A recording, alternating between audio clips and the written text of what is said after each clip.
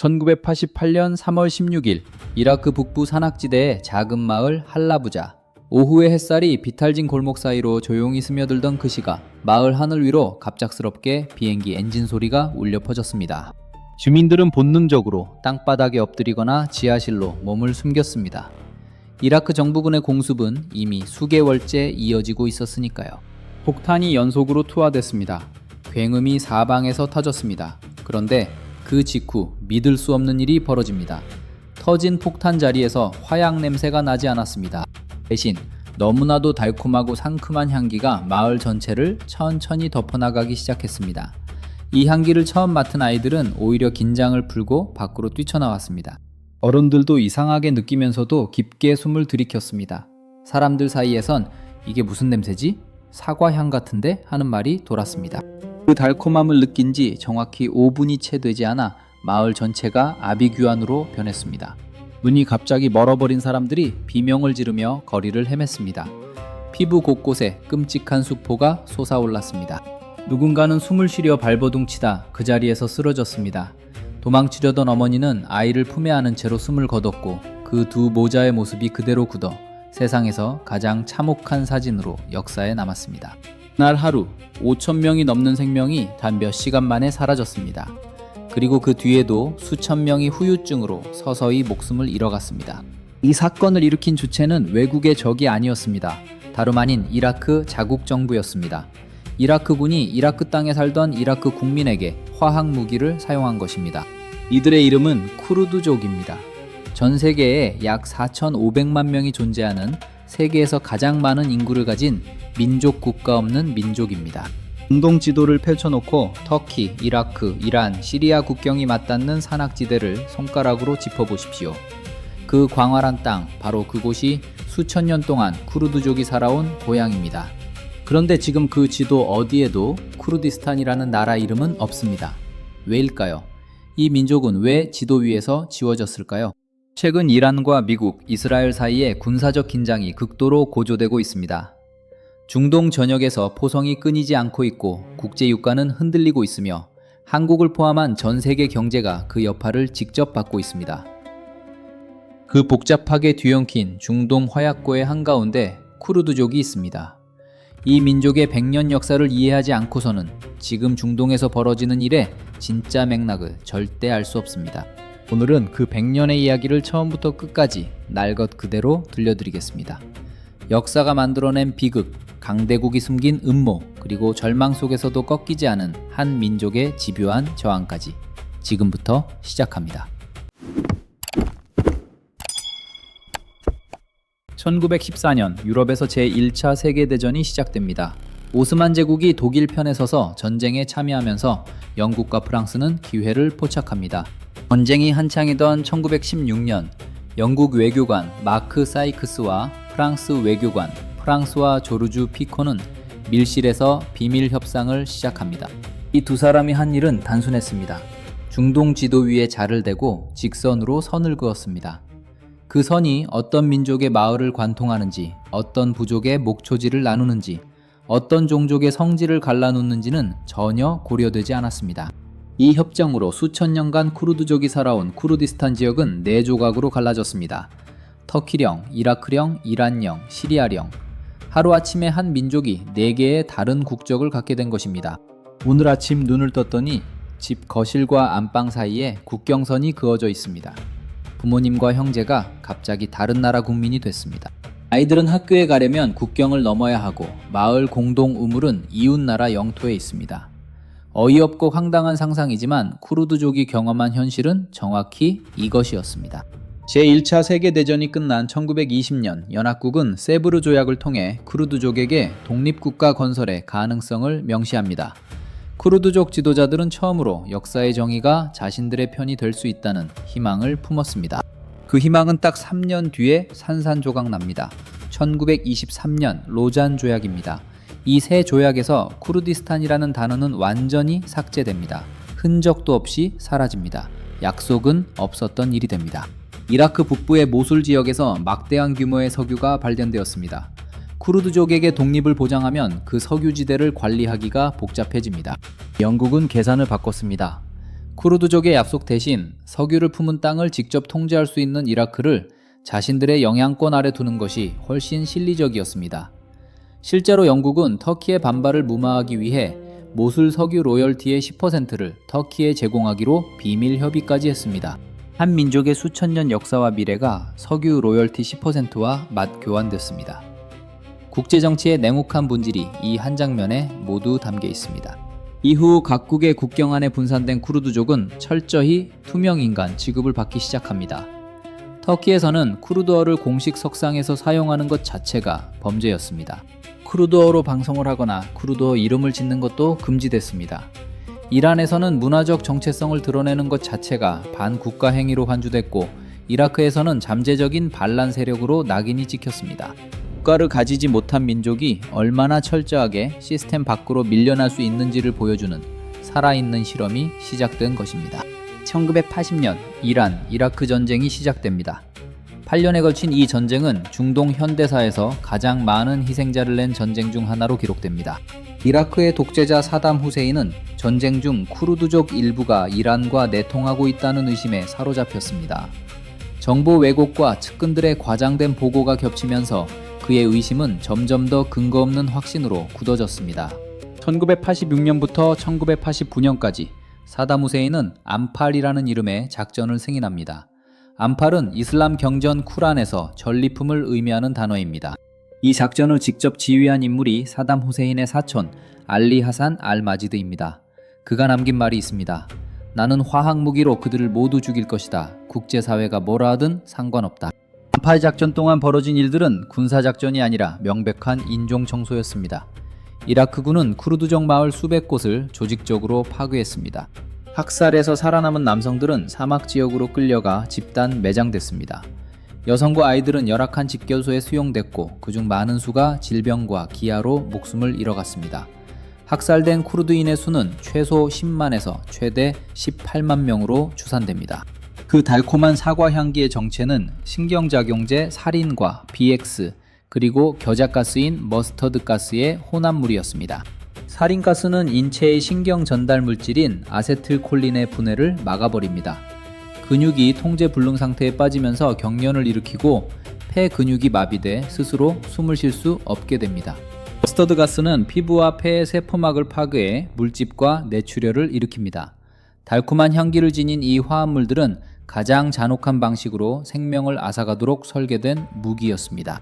가장 기억에 남는 사진이 있습니다. 아버지가 아기를 가슴에 꼭 안은 채로 거리에 쓰러져 있는 사진입니다. 아기를 보호하려 했던 그 마지막 몸짓 그대로 두 사람이 함께 숨을 거뒀습니다. 이 사진은 20세기 최악의 화학무기 공격을 상징하는 이미지로 세계사에 기록됩니다. 그런데 이 학살이 벌어지는 동안 국제사회는 무엇을 했을까요? 당시 미국과 서방 진영은 사담 후세인을 이란을 견제하는 지역 파트너로 활용하고 있었습니다. 이란 혁명 이후 중동에서 이란의 영향력을 막아야 했던 서방에게 이라크는 필요한 카드였습니다. 미국은 이라크에 경제 지원과 정보를 제공하면서 할라부자 학살에 눈을 감았습니다. 국제사회의 공식 규탄은 거의 없었고 이라크에 대한 제재도 없었습니다. 인간의 존엄성보다 지정학적 이해관계가 앞선 역사의 가장 부끄러운 순간 중 하나입니다. 세계는 2001년 9.11 테러 이후 완전히 달라집니다. 미국은 아프가니스탄을 공격하고 2003년에는 이라크를 침공합니다. 이라크 침공의 명분은 대량 살상 무기였지만 결과는 사담 후세인 정권의 붕괴였습니다. 할라부자의 학살자 사담 후세인은 2006년 교수형을 선고받고 처형됐습니다. 케미컬 알리 하산 알마지드 역시 2010년 처형됐습니다. 이라크 쿠르드족에게는 전혀 예상치 못한 기회가 찾아왔습니다. 이라크 북부에 쿠르드 자치정부가 수립됐고 국제사회에서도 점차 인정을 받기 시작했습니다. 이라크 쿠르드족은 현재 사실상의 자치국가에 가까운 체제를 운영하며 고유한 군대인 페시메르가를 보유하고 있습니다. 그러나 가장 급진적이고 세계적인 주목을 받은 실험은 시리아 북부에서 일어났습니다. 2011년 시리아 내전이 폭발하면서 시리아 북부 쿠르드 지역인 로자바는 독특한 기회를 맞습니다. 아사드 정권이 내전으로 손을 놓아버린 이 지역에서 쿠르드족은 스스로의 힘으로 완전히 새로운 정치 체계를 만들기 시작합니다. 이들이 세운 체계는 민주적 연방주의입니다. 기존의 민족 국가 개념을 거부하고 마을 단위 직접 민주주의를 실현했습니다. 이른바 코민 체계입니다. 거창한 중앙정부 대신 각 마을 주민들이 직접 모여 자치행정을 결정하고 분쟁을 해결합니다. 이 체계에서 특별한 점이 있습니다. 모든 공동 의사결정 기구는 반드시 남성 공동의장과 여성 공동의장이 함께 이끌어야 합니다. 여성의 참여가 선택이 아닌 의무 구조입니다. 이것은 지네올로지라는 사상에서 비롯됩니다. 쿠르드어로 지는 여성을 뜻하고 지네올로지는 여성학, 더 정확히는 여성해방 이론을 의미합니다. 이 사상은 모든 계층적 억압의 뿌리가 여성 억압에 있다는 전제에서 출발합니다. 사회를 근본적으로 변혁하려면 여성의 해방이 먼저여야 한다는 것입니다. 이 이념이 가장 극적으로 드러난 것이 바로 IS와의 전쟁이었습니다. 2014년 이슬람 극단주의 무장 세력 IS가 이라크와 시리아 전역을 장악하기 시작합니다. IS는 여성을 노예로 삼고 이교도를 학살하며 중세식 통치를 강요했습니다. 전 세계 언론이 IS의 잔혹성에 경악하는 상황에서 이 괴물 같은 무장 세력에 맞선 가장 효과적인 전력 중 하나가 쿠르드 여성 민병대 YPJ였습니다. IS 전사들은 자신들의 이슬람 극단주의 신념에 따라 전투 중 여성의 손에 죽으면 순교자가 되지 못하고 지옥에 떨어진다고 믿었습니다. 이 믿음을 역이용한 YPJ 전사들은 전투 중 고함을 질러 자신들이 여성임을 일부러 알렸습니다. 여성의 존재 자체를 가장 낮게 보던 극단주의자들이 여성의 존재 때문에 가장 크게 흔들린 것입니다. 미국은 IS 격퇴를 위해 YPJ를 포함한 쿠르드 민병대를 적극 지원했습니다. 쿠르드족은 미국의 무기와 군사훈련을 받으며 IS와 싸웠고 2019년 IS의 마지막 거점인 바구주 전투에서 사실상 IS 칼리프 국가를 무너뜨리는데 결정적인 역할을 했습니다. 그런데 역사는 또 한 번 반복됐습니다. IS 격퇴 직후인 2019년 10월 도널드 트럼프 대통령은 시리아 북부에서 미군을 철수시킵니다. 미군이 빠진 자리를 터키군이 채웠습니다. 터키는 쿠르드 민병대를 테러 조직으로 규정하고 군사작전을 개시했습니다. IS와 싸우며 수천 명의 전사자를 낸 쿠르드 전투원들은 하루아침에 미국의 군사 지원이 끊기는 상황을 목도해야 했습니다. IS를 함께 막은 동맹의 등 뒤에서 칼이 날아온 것입니다. 100년 전 노잔 조약의 배신이 21세기에 그대로 반복되는 것처럼 보이는 순간이었습니다. 현재 중동의 지정학적 긴장은 역대 최고 수준에 근접하고 있습니다. 이란과 이스라엘은 직접 군사 충돌의 문턱에 섰고 미국은 이스라엘 편에서 이란을 압박하고 있습니다.